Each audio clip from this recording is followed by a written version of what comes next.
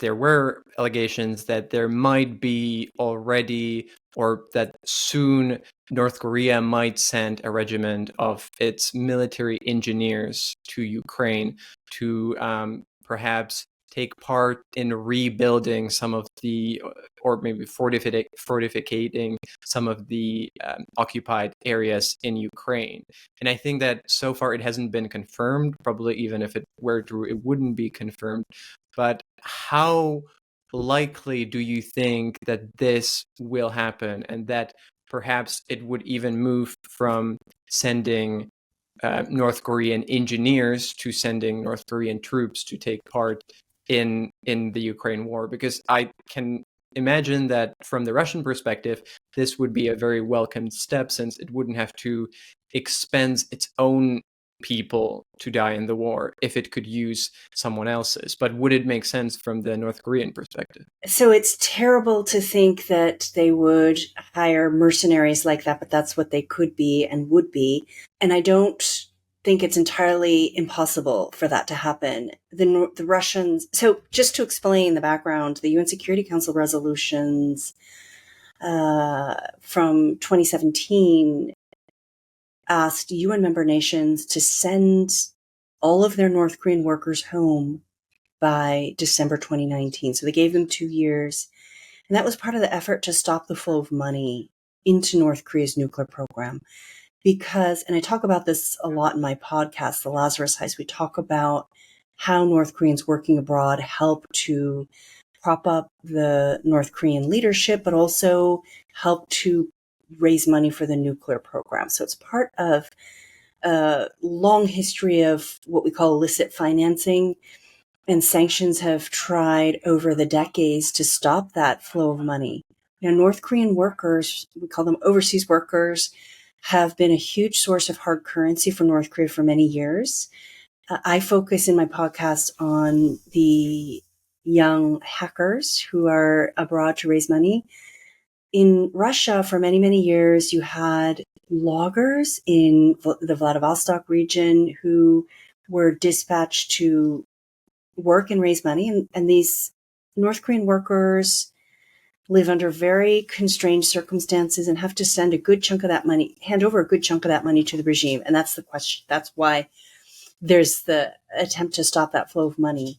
Now, many countries did send the North Koreans back by the December 2019 deadline, but many simply did not get back. There's the belief and the understanding that many, many remained in China and Russia.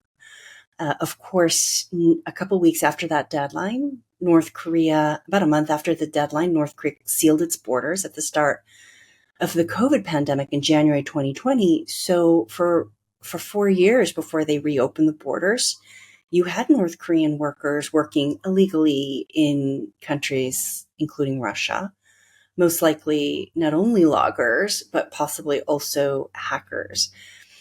So this has been an important source of income for the North Koreans. And I think the North Koreans have served as an important source of labor for Russia, especially in the Far East.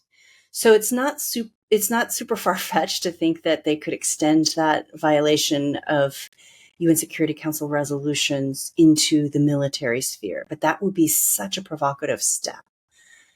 And I think that the collateral damage that we're looking at is, if that's the case, and this mutual defense pact is actively helping not only North Korea's nuclear program, but also the conflict in Ukraine, South Korea may consider getting more actively involved, because that exchange is something that directly impacts Northeast Asia. So there are some consequences that we're looking at right now. What kinds of decisions are other countries in the region going to make if they believe that North Korea and Russia and that relationship is going to help advance the nuclear program and the threat in Northeast Asia, but also prolong the war in Ukraine?